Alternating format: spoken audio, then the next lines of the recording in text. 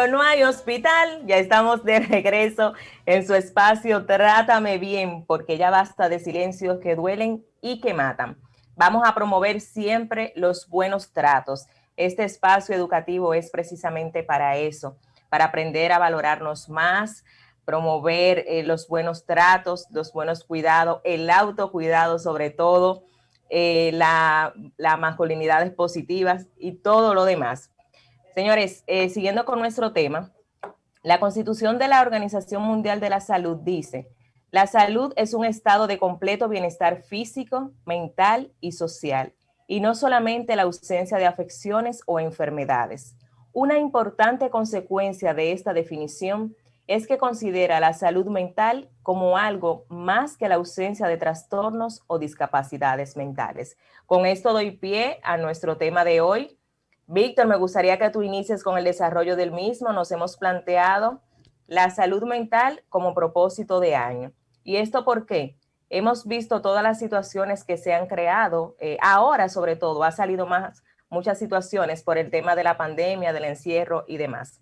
Así que adelante.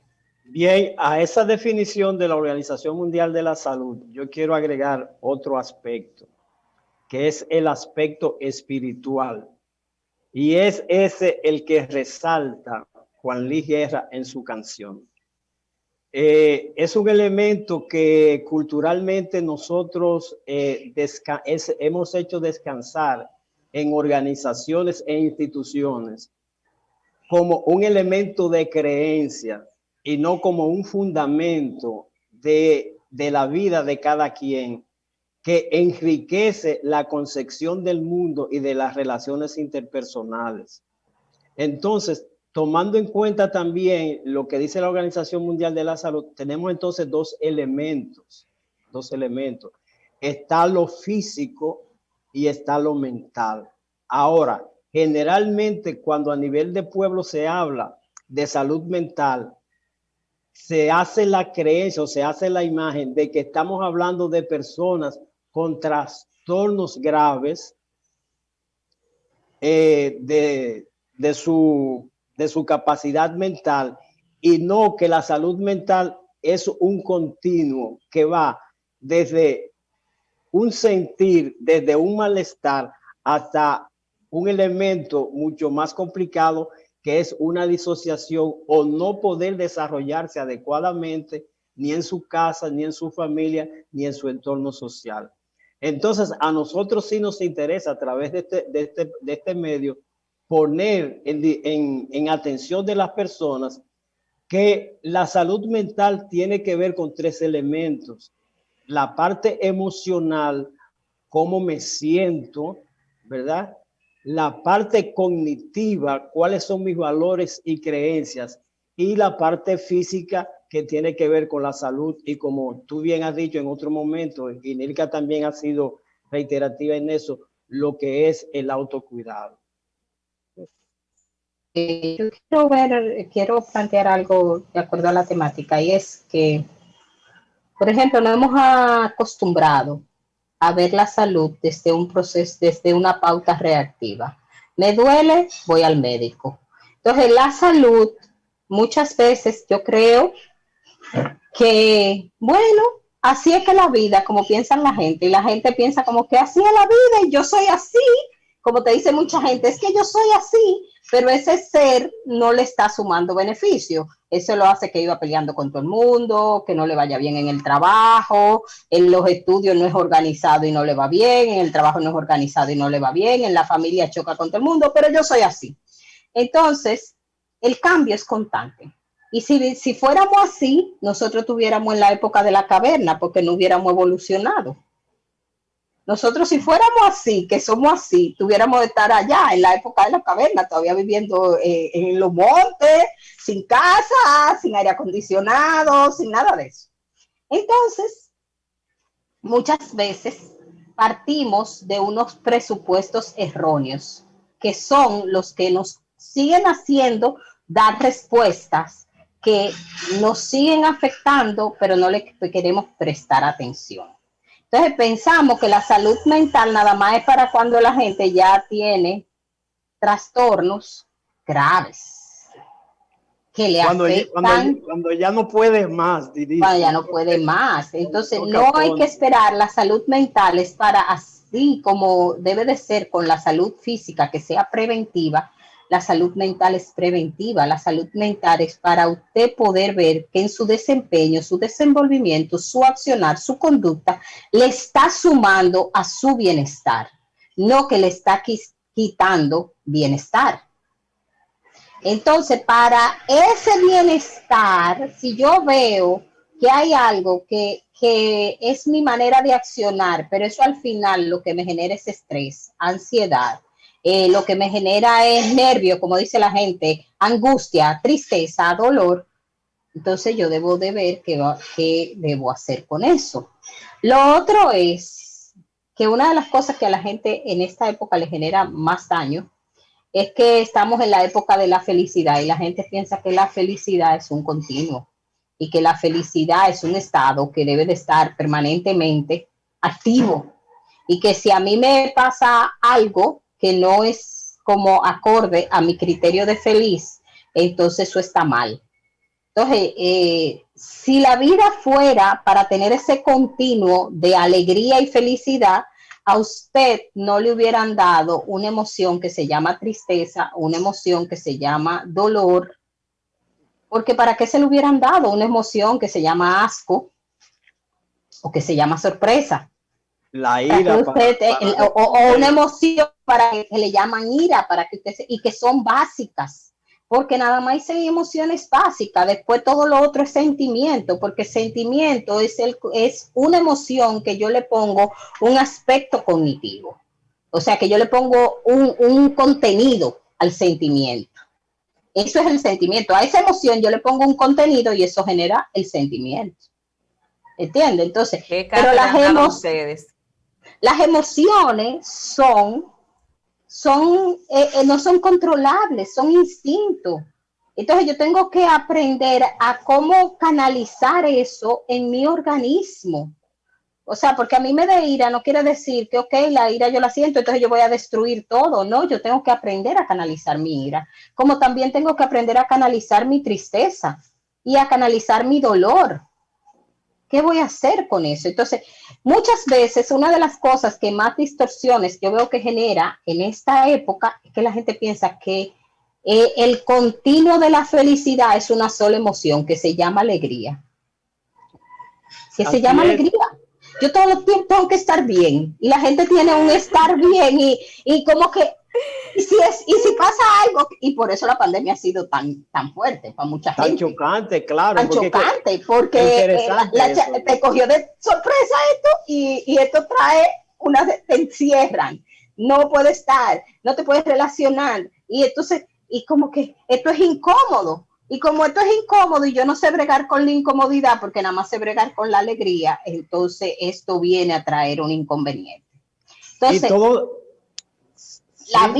la vida tiene diferentes emociones que son naturales, que todos los seres humanos la traemos. Y esas emociones básicas que todos los seres humanos la traemos en el organismo porque se supone que todos esos estados lo vamos a vivenciar a lo largo de la vida. Lo que quiere decir que son naturales, son parte de la vida. O sea, que un día yo esté triste es natural. Yo lo que no me puedo quedar en la tristeza el año entero, porque si me quedo en la tristeza el año entero, algo pasa. Como si me quedo en la alegría el año entero, algo pasa. Lo que pasa es que como la alegría es bien vista, nadie ve que la gente vive eufórica, pero desconectada de sí misma. Porque muchas veces lo que la gente llama alegría es una euforia, no es una alegría. Sí, la gente cree que hace mucha bulla, que llegar, y eso es alegría. Y a veces esa gente, tan como el tema del cuento de Garrit, que el hombre Garrit va al psicólogo y le dice, pero vaya a ver al payaso Garrit. Él dice, pero yo soy Garrit. Él era el payaso que hacía reír a todo el mundo, pero él vivía triste. Estamos inmersos en una cultura que estimula un comportamiento que nos distancia de nuestro verdadero sentir, de hacerle frente a las cosas con los sentimientos, con las respuestas que realmente merecen.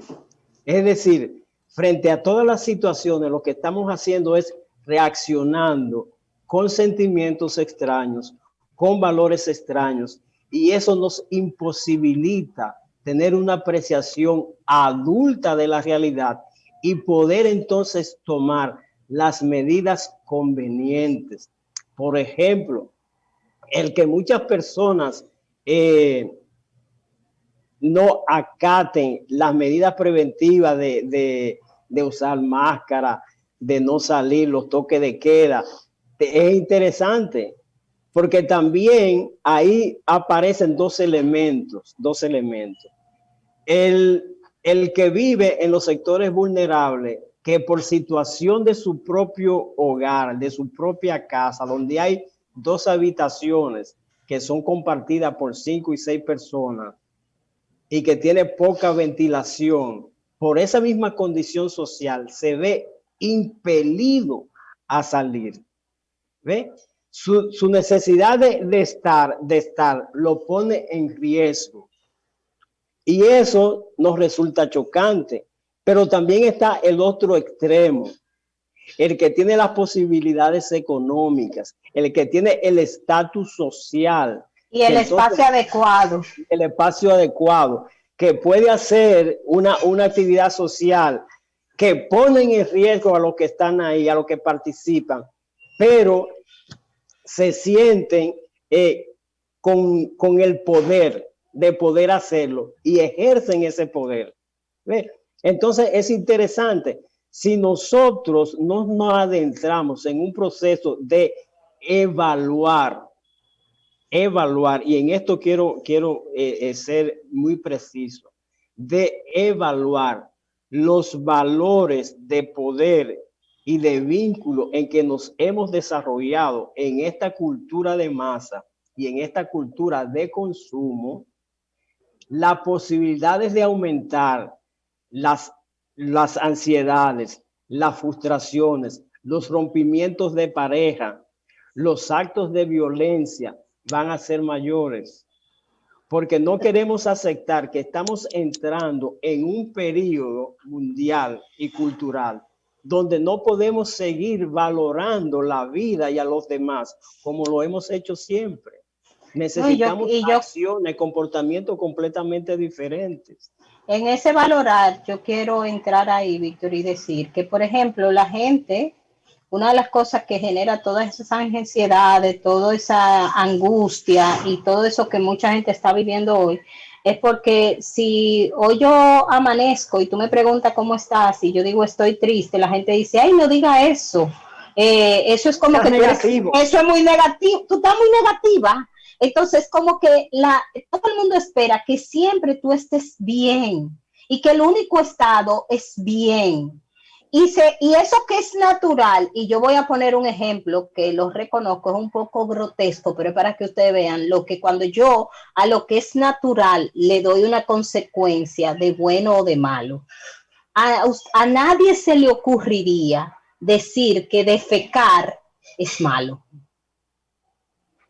Y es algo que para mucha gente es maloliente, es de todo, pero a nadie se le ocurriría decir que es malo defecar.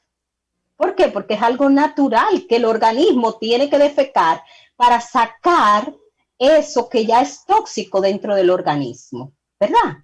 Entonces, cuando usted a algo cotidiano como sentir dolor, sentir tristeza o sentir ira, usted le dice que está mal, es como si usted dijera que defecar está mal. Porque es algo natural, es una emoción natural que tiene la persona.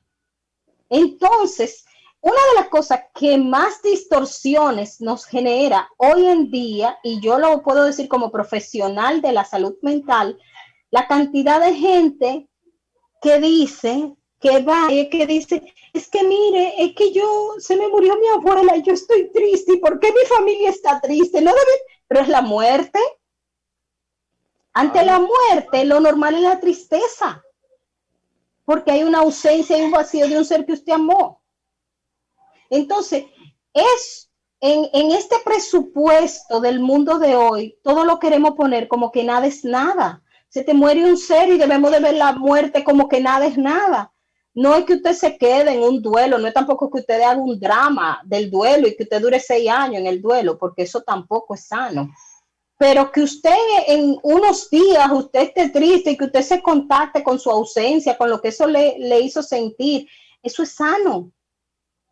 Entonces, sí, mira, hacia ahí es que debemos de ir, en que la vida en cada momento es diferente. Y la salud mental es, si con algo yo no puedo lidiar solo, sola, entonces yo busco ayuda. Si yo veo que yo estoy obsesionada con una pareja, por decir algo, que es uno de los temas que vemos que son los que producen la violencia, entonces, y yo veo que yo no puedo bregar con eso yo solo, entonces yo tengo que ir a un profesional, porque yo no me debo decepcionar con nadie, en la vida todo pasa, hoy yo estoy con una gente, mañana estoy con otra, eso no quiere decir que todos los días yo voy a estar cambiando, pero si en un momento la decisión es que se tiene que romper algo y que tenemos que avanzar, yo tengo que poder dar el salto, yo no me puedo quedar pegada a esa emoción, porque ya eso me está distorsionando, eso me está afectando. Sí, uno de los elementos o hay tres elementos que yo quiero destacar para que podamos ubicarnos cada quien en cómo manejar esta situación. Y son 3 elementos básicos. Lo primero es cómo nos sentimos con nosotros mismos, es decir, cómo yo me siento conmigo, cómo yo me acepto como Víctor, cómo tú te aceptas como Jennifer, cómo tú te acercas como Nilka. Eso es lo primero. Que tiene que ver con nuestra autoestima y el autoconcepto. O sea, generalmente nos vivimos evaluando o valorando de acuerdo a lo que está de moda y a lo que los otros creen o esperan de mí. El otro elemento es cómo yo me siento con los demás, o sea, cómo yo me manejo con mi entorno, con mis relaciones, cuáles son las respuestas que yo doy a esas situaciones que tú planteas, Nilka, que pueden despertar ira, que pueden despertar tristeza, que pueden despertar hasta desesperación, pero que no significa, por ejemplo, que haya pasado el amor, que haya disminuido el afecto, sino que hay una situación que me ha generado esas emociones y que yo debo canalizar adecuadamente. Y el otro elemento más amplio es qué respuestas o cómo yo estoy respondiendo a las demandas de la vida. Y aquí, sí, nuestra respuesta al entorno social y cultural prepandémico es sumamente interesante. ¿Por qué? Porque estamos en una situación de crisis económica que es mundial. Esa crisis económica mundial va a generar un aumento en el desempleo. Esa crisis mundial va a generar también que los gobiernos tengan que emplear más presupuesto en los aspectos sociales y descuidar otros elementos. Pero también esa misma situación va a obligar a que generemos comportamientos y creatividad y soluciones que antes ni siquiera pasaban por nuestra cabeza. ¿Ve? Entonces es interesante que frente a las situaciones que vayamos viviendo, nunca caigamos ni en el pesimismo, ni que todo está bien. No, hay problemas que requieren una modificación de nuestro comportamiento, de nuestra conducta. Y hay una situación que requiere que nosotros demos respuestas adecuadas a la situación, no a lo que yo creía, sino a lo que se está viviendo en el aquí y en el ahora. Así es. Excelente, excelente las recomendaciones, Víctor. Nos vamos a una pequeña pausa y al regreso queremos escuchar sus preguntas ya en los últimos minutos del programa. Nos vemos en breve. Esto es Trátame Bien.